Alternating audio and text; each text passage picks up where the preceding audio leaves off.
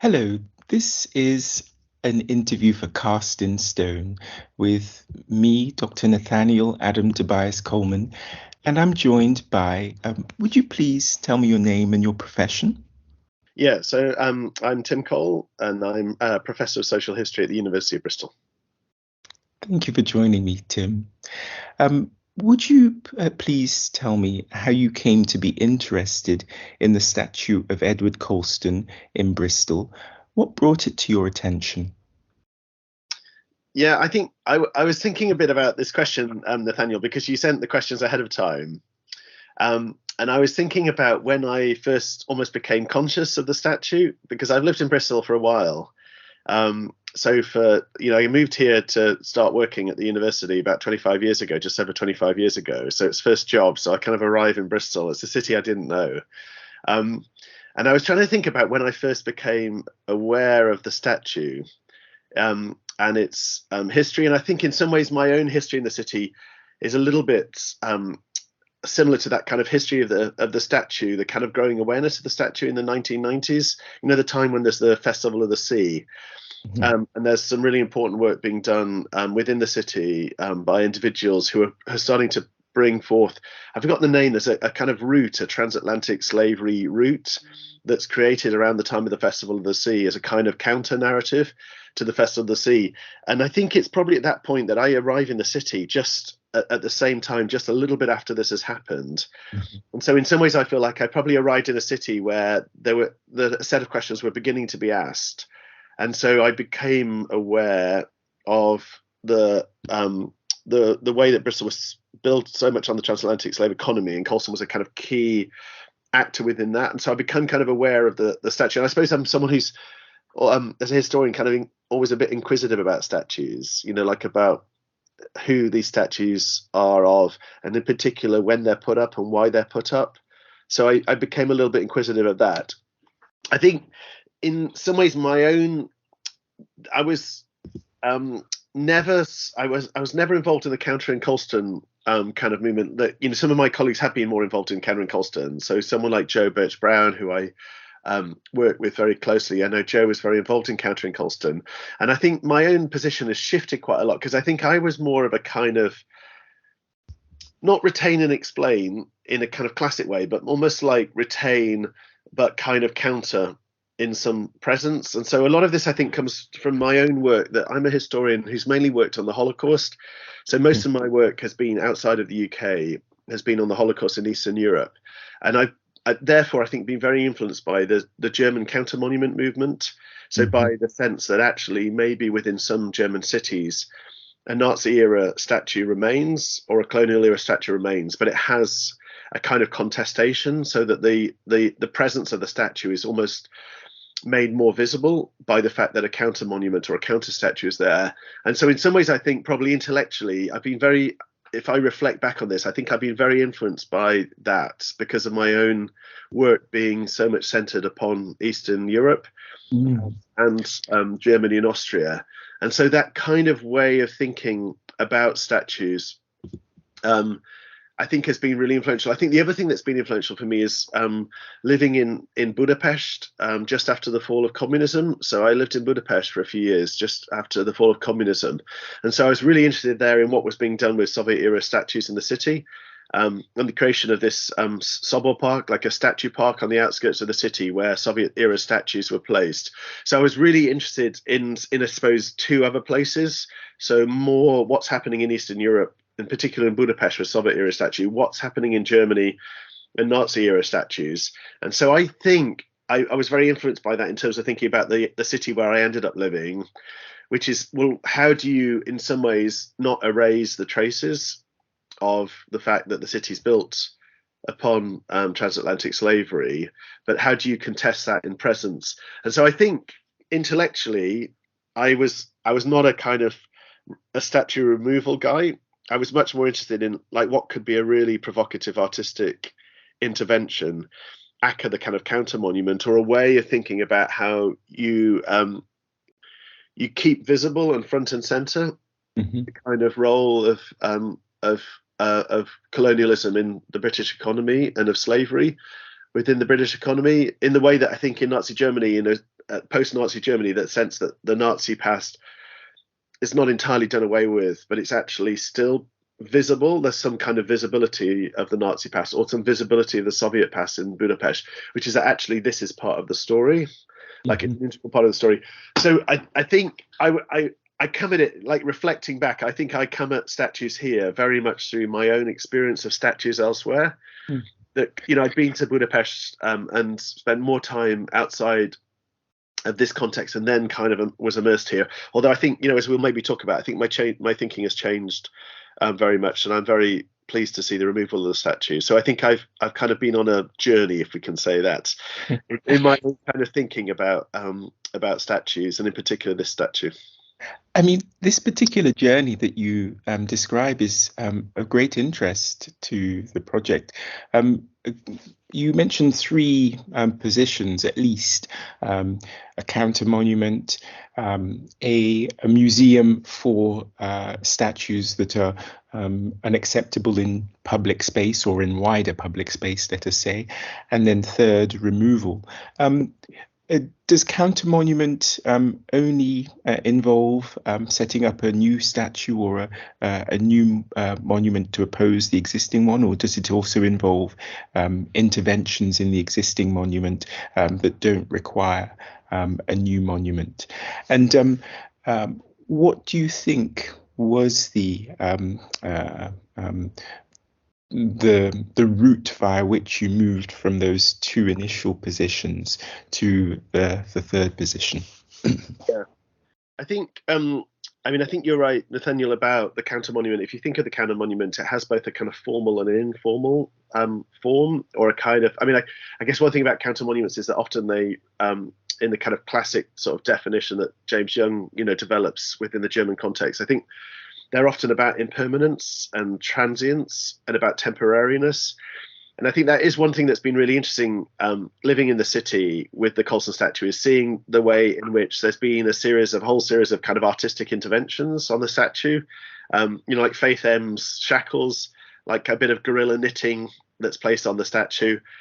Or I can't remember the name of the piece where there's the outline of a slavery ship that's placed around the base of the statue. And I think that sense of a kind of a history of informal kind of artistic guerrilla interventions has in some ways kept the statue alive in some ways, and the kind of has made visible contestation, and has made visible the story that's invisible in the statue. The story of slavery that's always been erased within the statue, is nowhere visible, has been made visible. And I think those kinds of moments feel to me really lively, and they feel very much kind of generated by multiple artists in those kinds of guerrilla interventions, which I think I've always been particularly interested in, that it's less the state, if you like, kind of from the top down creating something, and much more a set of individual interventions. And so I think those have always been really attractive to me, and I've always been intrigued and interested by those interventions, because it feels like it keeps the statue visible as a kind of like almost a sore that doesn't heal in the center of the city, that there's something there, that it's like when it starts to, you know, like kind of scab over, that an artist in a sense pulls it off and says, no, actually, there's like, don't get complacent or comfortable. There's something here that's really important to engage with, that this is something that needs and demands a kind of engagement. And so I think I've been kind of, I guess I'm really attracted to that as a way of engaging in public space that feels quite democratic, because it's kind of bottom up. And it's also about artists doing the thing that artists do so well, I think, which is truth telling and kind of calling attention to.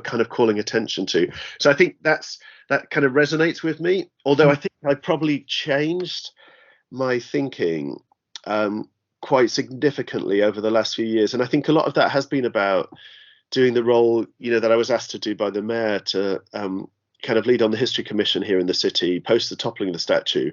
I think that's really made me think a lot about public space in other ways, maybe public space less as a kind of container of the historic, and public space as very much a story of the present.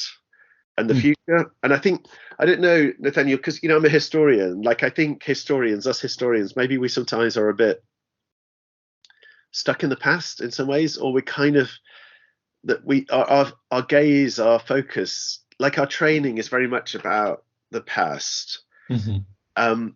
And so we're sort of intrigued and captured by the past. We're really interested in the past. And I wonder if in my own thinking that I tend to kind of intellectualize public space and see public space as this really interesting palimpsest of kind of like past use and past ideas. And so for me, public space is almost a kind of research project, that I approach it very much as a research project. And I think the thing that I've shifted in is thinking like, Tim, public space isn't just like a set of layers of the past. Public space is something that people live in now. Like, public space is about the present, and it's also about the future. And so I think I probably almost had a bit of an over-romanticization of public space as a kind of, like a sort of like a playground for uncovering all these palimpsests of the past. And I think like, actually there is no place in public space for someone who's a slaver. Like, I think that's just my position now, is that I think I have a lot more sympathy by listening to many more voices. Like, I guess that's the thing that maybe being on the History Commission, I felt like was a real privilege, was to really access the voices of thousands of people in the city. Mm-hmm. And I think listening to their voices has really changed the way I think about public space. Mm-hmm. And think about it less, maybe approach it less as a historian, and much more think about it as what does it feel like to be a citizen? Just to be a kind of a citizen of a city, to walk through a city. And the sense, I guess, I think I probably heard maybe more voices where people are saying, actually, this statue is deeply offensive. And this says something about not just the past, but about the present and about the future. And so I have a lot more sympathy now, I think, to kind of removal as a really important policy in terms of public space. So you mentioned the History Commission, of which you were chair. When did the question of the statue's future in public space first arise in the city of Bristol? And where did this request for a commission and for a public consultation come from?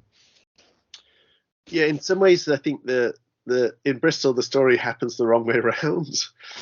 Because in a sense, the commission comes after the statue is removed, not before. And I think that's quite interesting and probably important to reflect on. And one thing that really struck me reading through a lot of comments was that people were saying they were people in the city were very aware of that, cognizant of the fact that, in a sense, this happened the wrong way around, that actually this needed to have happened many years before, that then there needed to be some kind of process for the city to have a conversation about a statue, to then decide the fate of the statue, rather than, in a sense, the statue to be taken down and then the city to belatedly have a conversation and say, oh, what do we do now? And so I think in a sense, my role within the History Commission was very much post-statue toppling. So after the statue was toppled, the mayor, Marvin Rees, in the city, then asked me if I'd be willing to chair a commission. So this was in the summer of 2020. And then the commission started work in September in 2020, and then really did a process we can talk more about, of displaying the statue and really engaging the city in a conversation. But in a sense, that conversation happened in a formal sense afterwards, although the conversation was happening before. That I think there's been a conversation in the city for a much longer period of time. In particular, I think that period in the mid-90s, I think, is crucial. Mm-hmm. In the time that I've been in the city, it's felt like there's always been a conversation about the statue, but a conversation that's maybe not had official sanction.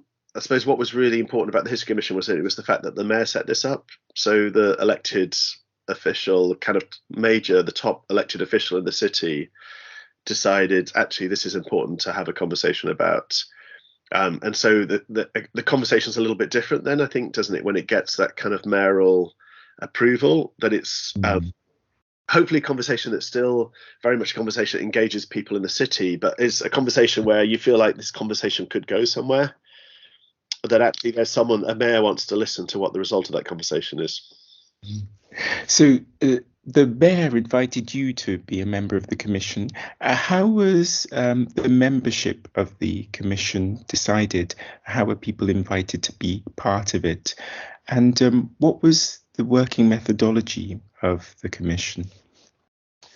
I think my understanding was that the mayor invited a number of individuals in the city to be involved in the commission.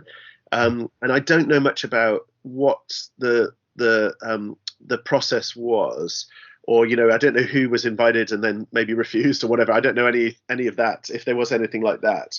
I think chatting to him, my sense was that what he wanted to gather together a number of historians, mainly historians in the city, and the membership of that group has changed a little bit over time, but it's been about kind of, in some ways, I suppose the anchor points of the two universities in the city is a few historians and other scholars from the two universities within the city, and then a number of other historians in the city. So to try and have a group of historians largely to undertake some kind of process of reflection within the city and thinking a little bit about the history of the city. And then the commission met roughly monthly. And then individuals in the committee did different work, and we worked closely with the M-Sheds to develop a temporary redisplay of the statue, and then worked closely with the kind of consultation team within the city council to undertake the consultation and survey, and to kind of crunch the numbers and produce the report. So that was the kind of work of the commission. I think it was all voluntary work, so everyone who was involved in the commission wasn't being bought out, for their time, or paid for their time. So it was something that was done by, a kind of number of individuals who were doing this kind of on top of everything else. So I think there was always kind of limited resource. There's always been a kind of limited resource when you operate in those kinds of ways. But I think I felt like there's been a lot of goodwill from commission members. Like, I think they've really, kind of put a lot of time and energy and effort into kind of thinking through a series of kind of questions.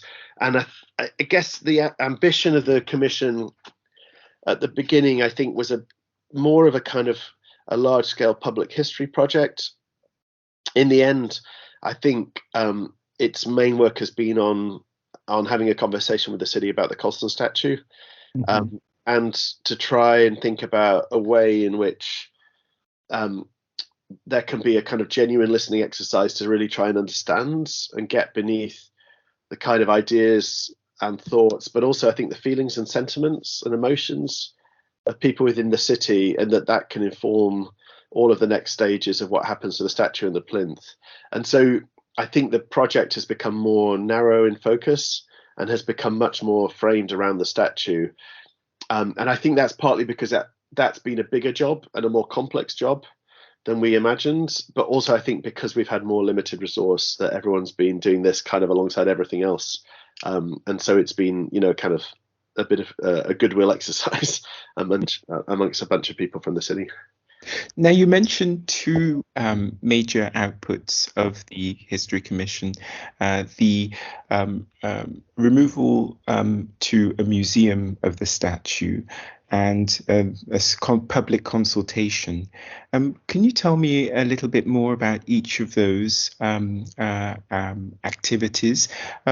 What did the removal to a museum involve for you, and what did you learn from it, and what could other cities learn from your experience, especially given that removal to a museum of a statue was one of those two ideas that you began with before you had your journey? And second, how did you approach the public consultation? What did it involve for the History Commission? And what did you most learn from that experience?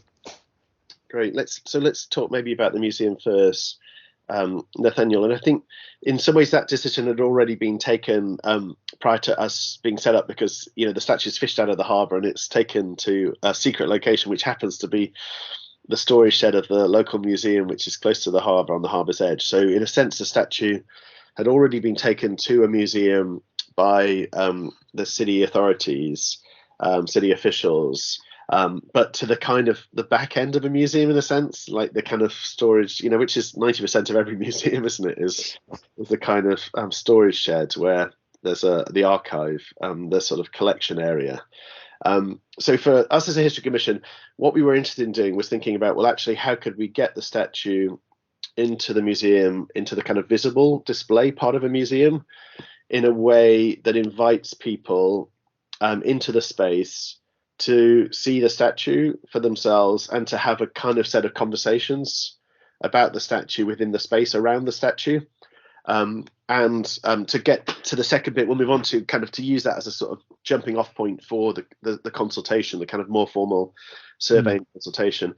And I think what was really important there was that in effect, what this became was a kind of like co-curation and co-production of a display between the History Commission and the museum curators. So we really, valued the expertise and knowledge of museum curators whose day in, day out job is to put objects on display.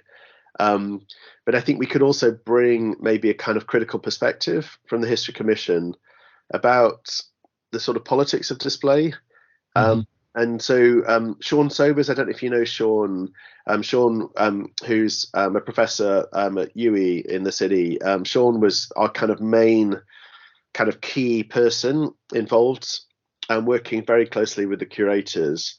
But then all of the rest of us were also involved, that kind of decisions would come to the whole group. So Sean was our kind of go-between, in a sense, or the kind of person on the ground, very much involved with the team at the M Shed.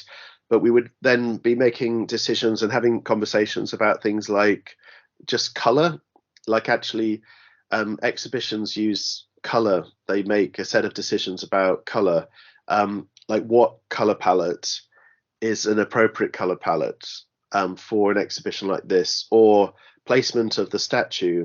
Exhibitions make decisions about that, like what are the politics of display of this statue, like how should it be displayed, what might certain display methods suggest, content of different elements of the display. All of those different decisions really were ones that we had really interesting kind of a long conversations about, that we really wanted this to be thoughtful, and we wanted it to be a place where everyone felt welcome, so that whatever your position, like whether you're someone who save our statues, someone who says like this is the thin end of the wedge and they'll be getting rid of everything if they topple a statue, or if you're someone who says, like I toppled this statue and I'm proud of the fact that I toppled this statue. We wanted everyone to feel like they could go to this space and be engaged in the conversation, and that in a sense we wanted to create a space that was a space that started from the present and the moment when the statue was taken down, and then kind of worked back through the moment when the statue was put up and contested to the story of Colston, but then to engage people in some ways with themselves and the city. And so I don't know if you went to the exhibition, there's a kind of mirror on the wall that we have, where we wanted to have a kind of spot, a place where people could reflect a little bit, so that there'd be a sense that I'm not just looking at a statue, but I'm also thinking a bit about myself, and I'm thinking a bit about the community that I belong to. We had this kind of fictional narrative that was displayed and changing above the statue, that was really drawn from emails that were coming to the museum. So there was all these emails being sent to the museum from both sides of the argument, from the Save Our Statues lot and from activists who topple the statue. And we wanted, in a sense, to have those narratives engaged in a kind of fictionalized dialogue rolling across the screen, so that you would go to that place and you'd see your own voice, but you'd also see a counter voice. And in some ways you'd be forced to think, oh, actually, what about that other voice? What do I do now? Like, I've heard someone else who has a different position from my own. Do I still adhere to my own position? Do I want to change it? Do I want to nuance it in any way? So we were trying to create a place. There was a place where there was some kind of factual information about just literally when was the statue pulled down, put up, like all that kind of stuff. But we also wanted to create a place which was also maybe using a number of methods to try and engage in some kind of dialogue, like whether it's a real dialogue with others or a kind of more internal dialogue, so that someone would leave that space and maybe they would be open to having their thinking changed, or they'd be kind of thinking about a different way of thinking about statues. So that kind of dynamism and fluidity felt really important, because, you know, I think the thing about consultations is that consultations are often about like me having a chance to have my voice heard, but they're often less about me having a chance to hear your voice. And then for us to engage in a conversation and a dialogue, and that I might change my thinking as a result of hearing your thinking. And so it was trying to create a space where a little bit of that could happen, so that we didn't just go for a kind of quick fire, like, tell me what you think, but actually have a conversation. The the dynamic dialogue that you mentioned in the exhibition, did that to what extent did that draw upon the data that you collected from the consultation? So that the dynamic dialogue was drawn from emails that were coming into the museum. So it was a kind of historic record. So as soon as the statue was taken to the museum, what was interesting, I think, was that people started to send messages in, because people, you know, had a sense of what they wanted to happen to the statue now, or whether it was the right thing for it to have been pulled down, or whether it was the right thing to happen in the museum. And so we saw some of those. And so that was really a case of creating a kind of fictionalized dialogue from real voices in the city. So one original idea was to put some of those emails up, but we felt that actually there were a lot of ethical questions and questions of consent around that, because, you know, we need to get back in touch with people. And so in some ways it was more about drawing upon the kind of spirit of those. So the sense of, these are a number of different voices we're hearing in the city. And so those became a kind of dialogue, which then became almost like a jumping off point for the longer dialogue, which was the consultation. So here's a number of voices that we're hearing at the moment, we've been hearing. Now here's a chance for you to add your voice. So into those other voices, but to also add your voice. And so at the end of the exhibition, there's a place where there's a QR code, and then we invite you to have your say. So you've heard the voices of a few others. Here's a chance for you now to kind of add your voice. And then there was a kind of live screen which showed just the kind of rough stats of the kinds of ways that people were thinking about the statue and its future, so that you could really see that sense of, here's a city that thinks about this statue. That, you know, people have an opinion, but we didn't just want to do it as a kind of, like, one thought was, you know, you could just do a kind of simple consultation, but it felt actually really important to have the object there, and to have a sense of the object on display, and for people to have, you know, a kind of a set of voices, and so almost like a thoughtful response. I guess we really wanted people to not just fire off knee jerk, like, this is what I think, but to kind of engage with the complex issue. And how did you design the consultation? What questions did you put in the consultation, and who designed those questions, and how did you disseminate or share the questions to get a response? Yeah, we went for kind of three main groups of questions. So first thing we were interested in was, like, essentially what happens to the statue next? Do you want it in a museum or not? But then to have at every stage something that would be quantifiable. So a very simple kind of yes, no question, or a kind of tick checklist question. And then also comment space, because I think I was really keen that we allowed people a chance to kind of express their ideas. I suppose I'm a historian, aren't I? I'm like a qualitative guy like you, Nathaniel. Like, I'm really interested in qualitative data. So my natural inclination is always to be keen to offer people an opportunity for more discursive, reflective. You know, I'm not just asking you to tick a box if you want it in a museum or not, but to also tell me a bit more.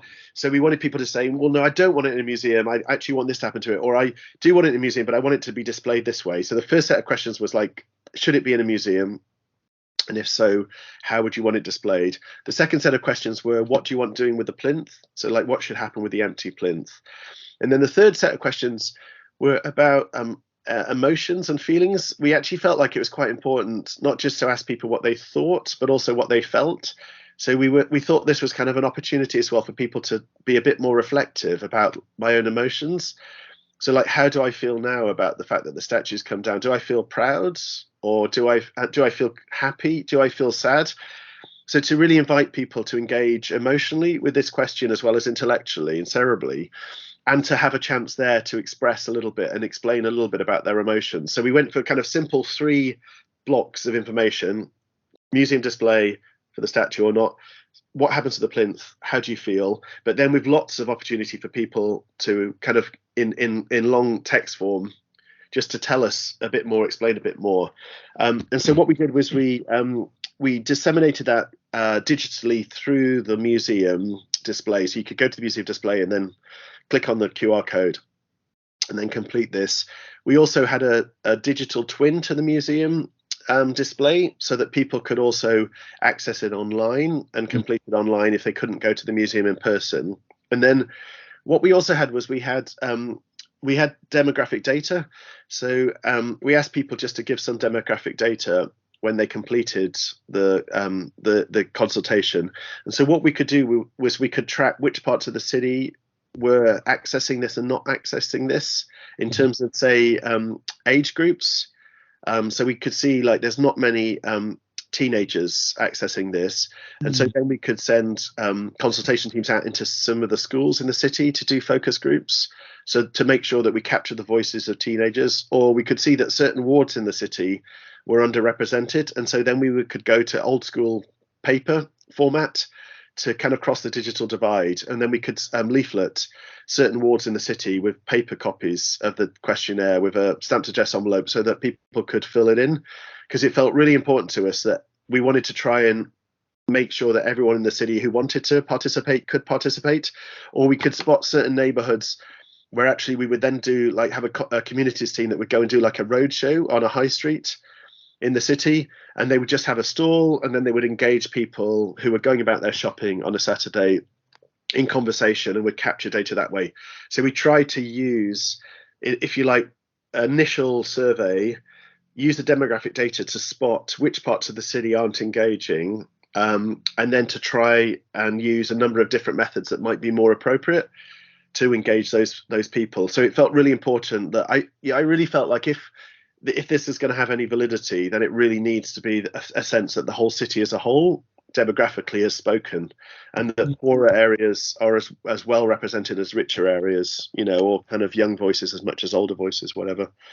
Could I ask you a little about the voices and the different voices and what they might have said? First of all, Dr. Estella Tinknell, one of your colleagues on the commission, mentioned that you had an interest in another statue in the centre nearby, the statue of Edward Colston, the statue of Edmund Burke. What, if anything, is the relationship between the statue of Edward Colston and the nearby statue of Edmund Burke? And to what extent was the statue of Edmund Burke mentioned among the voices in the consultation? Yeah, it's not mentioned much. I think what was interesting was that people, especially maybe when you ask people about their feelings, that people did and do reflect on maybe wider questions about the role of statues in cities.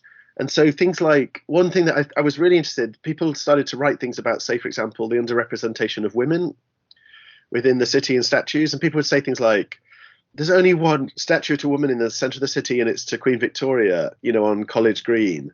And why aren't there more statues that represent half of the population of the city, or more than half the population of the city? Or why are there all these statues of like dead white men in the city?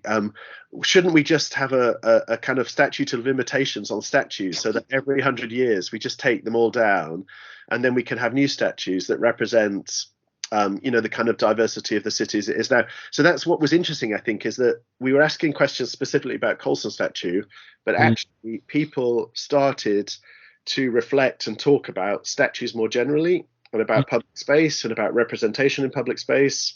in a very sophisticated way, I thought, actually, incredibly sophisticated kind of responses by individuals to this broader sense of who is and who is not represented in public space, and why aren't they, and why are they represented.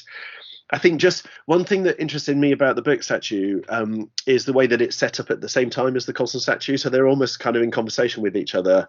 And I don't know, there's a really interesting piece written by a scholar about the setting up of the statue who reads it as a kind of tit for tat between the two elites in the city in the late 19th century. So you've got the kind of liberal Whig manufacturing elite around Wills who are setting up their hero, Burke.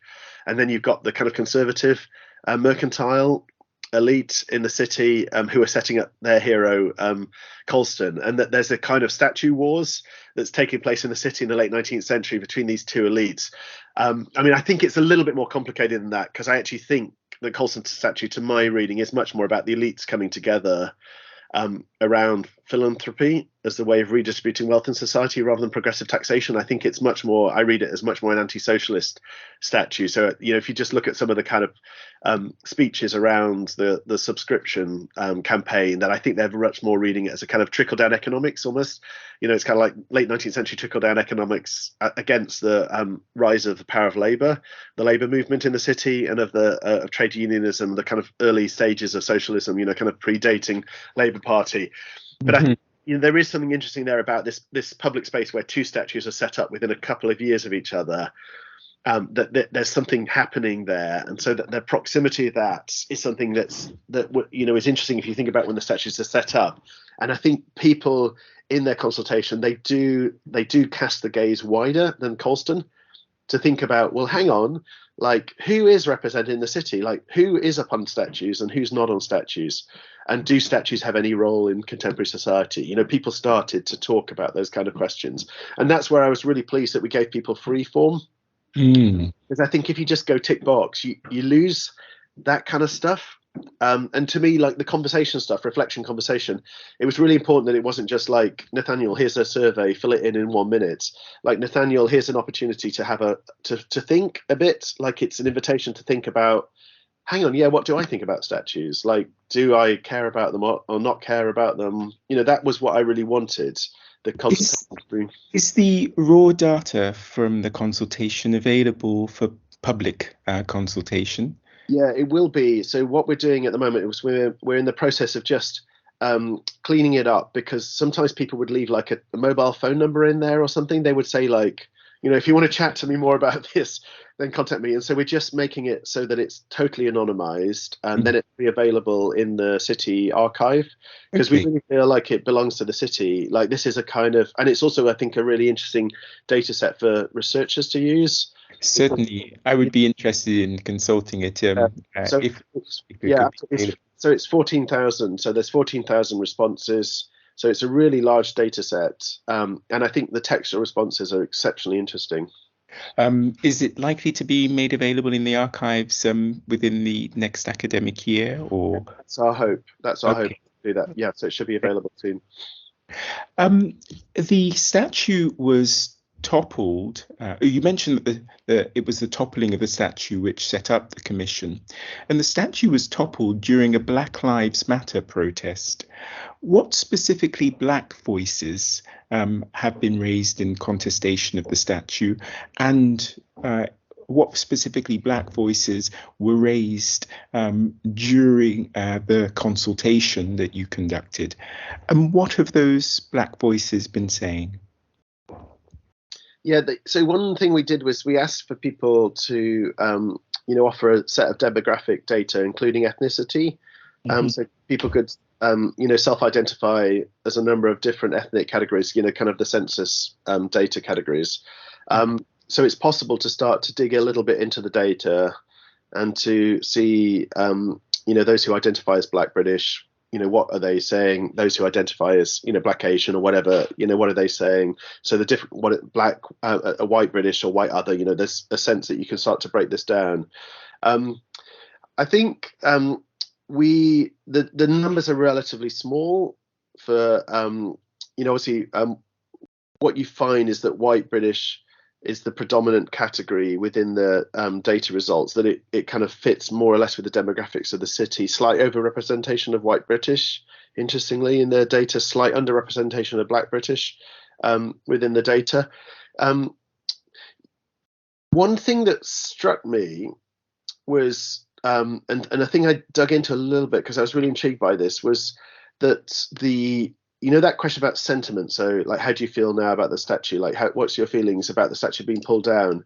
I was really intrigued and interested in the fact that that the black British voices there tend to be less positive about the statue being pulled down than you might assume at first glance. But you get often a less positive voice from black British respondents than you do from white British respondents, if you break it down according to other demographics. And so I was really intrigued by that, because I wanted to dig into that. And that's where the qualitative data is fascinating to dig into, is like, well, what is this about? Like, what's going on here? If people start to articulate why they're not so positive, like, what's happening here?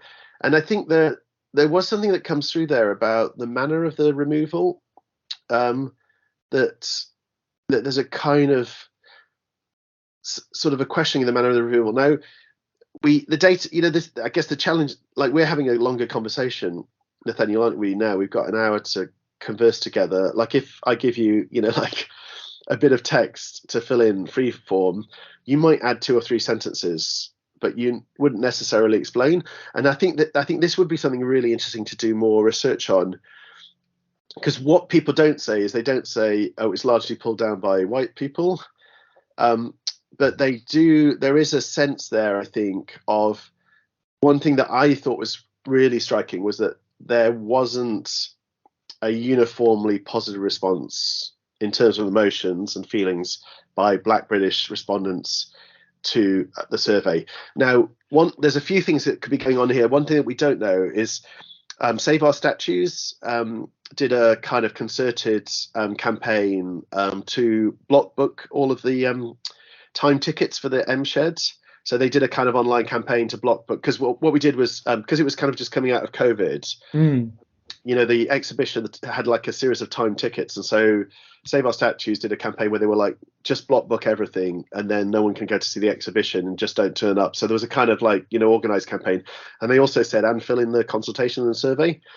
One thing that I don't know how many people from Save Our Statues would self-identify as black on a survey, in a sense, like, to kind of influence the results. And I think things like that we'll never know.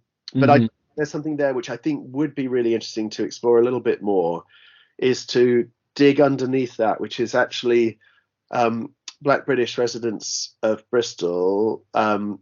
My sense weren't uniformly positive about the statue being pulled down, and in particular weren't uniformly positive about the manner of the statue being pulled down. And I think there's something there that would be really interesting to explore in a little bit more detail, and I think would need the kind of interviews you're doing, Nathaniel, maybe to explore that in a little bit more detail, because I don't think the data was fine-grained enough. And I think there were questions about that, because I think when you invite someone to fill in a demographic data, you're trusting that they're doing it in an honest and truthful way, aren't you?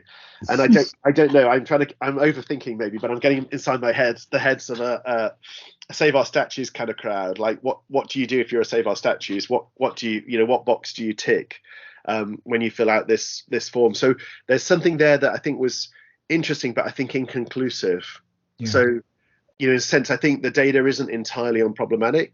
Like, no data is. We know that as researchers. But I think there was something emerging there that I think is worth looking at a little bit more. What was the legacy steering group, and what was the relationship between the We Are Bristol History Commission and the legacy steering group? And what was the relationship between the Commission's final report and the final report of Project Truth? So the legacy steering group was set up before, well before the Colston statue was toppled, and well before the History Commission. So that was a separate and much earlier piece of work that was really thinking about what does the city do around the legacies of transatlantic slavery, in particular around, say, questions of memorialization?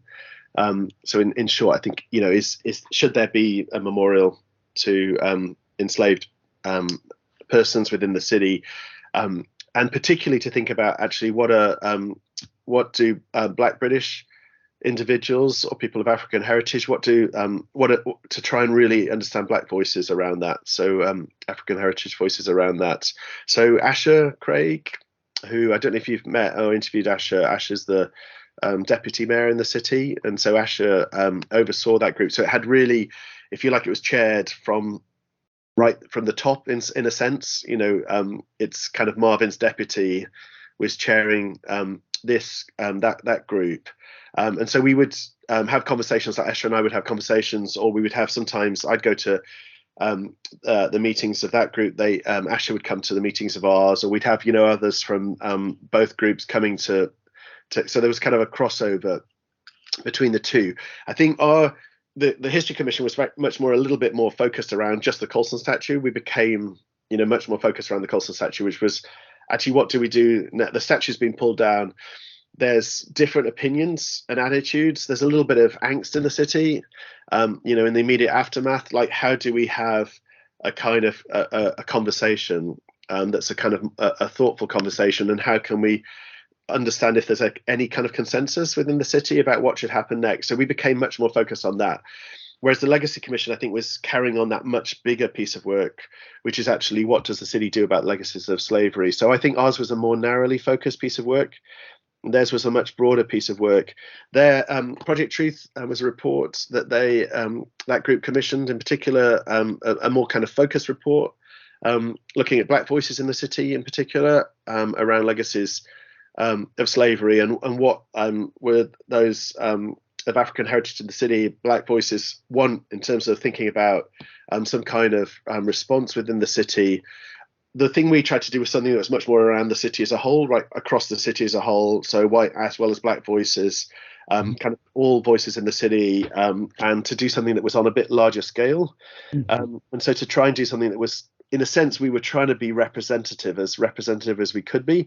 Like, could we try and do something that would try and capture a representative voice right the way across the city? So from poor areas, richer areas, white voices, Black voices, young voices, old voices, and the kind of thing, in essence, that would stand up muster when we go through the process of kind of things like delisting, and all that kind of stuff that needs to happen when you're dealing with a kind of listed monument, and you start to get engaged with the kind of legal side of things. So we really wanted to do a report that could stand up, to that kind of legal process, and could be something there. So I think that's the sort of relationship. In a sense, we're dialing down and they're carrying on. In a sense, they're really, I think, kind of, there's a new kind of breath of life in that commission, I think, in the legacies. And Asher's really kind of leading the charge with that in terms of thinking about what happens in the city. So I think ours was much more time limited and much more kind of focused. Let's try and do something specific about this statue. Theirs is a much bigger and more ongoing brief. Thank you. This is my last question, but afterwards, if there is anything that you think I haven't invited you to speak upon that you would like to put on the record, please do feel free to add that. So I mentioned the Black Lives Matter protests that initiated the toppling and initiated the commission, and there were voices raised in that Black Lives Matter protest. We mentioned I think it's about 500 of the 14,000 submissions that stated that they were from Black British Bristolians. So there were Black voices there, and we've mentioned the Legacy Commission's work, the Legacy Steering Group's work, and the Black voices that were raised in Project Truth. Thinking about these three sets of Black voices, to what extent do you think these Black voices have been listened to? Gosh, that's a great question, Nathaniel. Yeah, I think one, with the reports, so with the History Commission reports, I think our hope was to try and, in some ways, give back to the city a kind of sense of every voice. So when you read through the report, the data that comes through, you know, the results of the consultation, like what's interesting is how, I mean, I think in some ways the city's quite unified. There's actually there's a kind of common voice that starts to come through a little bit. Like most people in the city think the statue should be in a museum. Most people in the city feel like the city can't agree on a single statue to go on the plinth, and actually the absence is its own kind of monument. Most people in the city who are young feel positive about the statue having been pulled down. Maybe more people in the city who are older have more mixed feelings about that. So one thing that comes across in the data, I think, is a lot of commonalities. But you also do get a sense that actually as a city, there are very different opinions about this. You know, that there's about just over 10%, 12% of the city who want the statue back. There's about 4% who say the statue shouldn't be in a museum and it should be just destroyed. You know, and I think what we wanted to try and do in the report was to kind of echo those voices back, so that in a sense the report itself is a continuation of the dialogue. So like the display is a part of a dialogue, the report is part of a dialogue. So one thing we did in the report was, and this again was about having qualitative data rather than quant data, is like, I think in terms of the process of you know, then putting the report to the city and the cabinet approving it, like in a sense the quants data leads there, which is like 80% wanted in a museum, like maybe a museum is the right place for it. That's the majority of the city feels this way, let's do that. But I think the qual data to me was as important, because maybe that's less important in terms of that kind of headline set of decision makers, but it's actually really important in terms of the conversation, the continuing conversation, that it's like, I mean, I really wanted the report to be a chance for people to hear the voices again of others. So like, oh gosh, that's interesting that 4% of the city want the statue destroyed.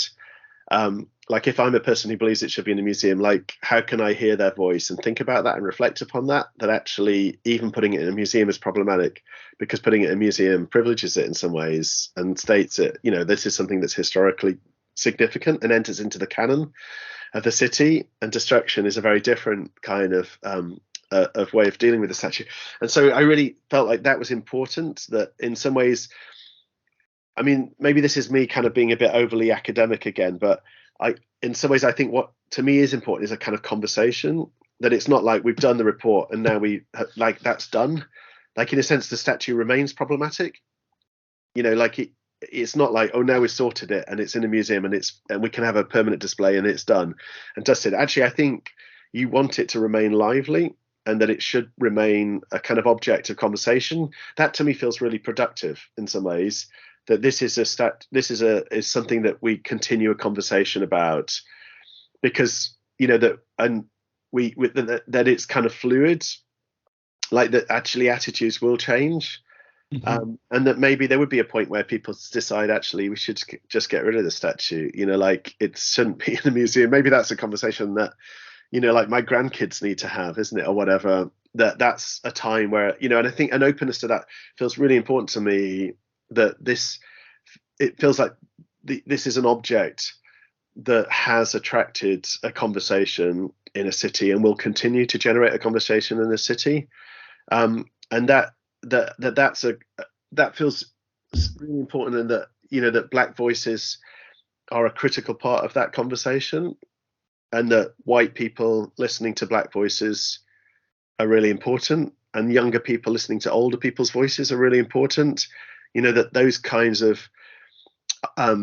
you know, I think age felt the most critical thing. Just if you do the demographic breakdown, like it was actually, there was more commonality between white and Black voices than there was between young and older voices, and more commonality between people from the richest and poorest neighborhoods in the city.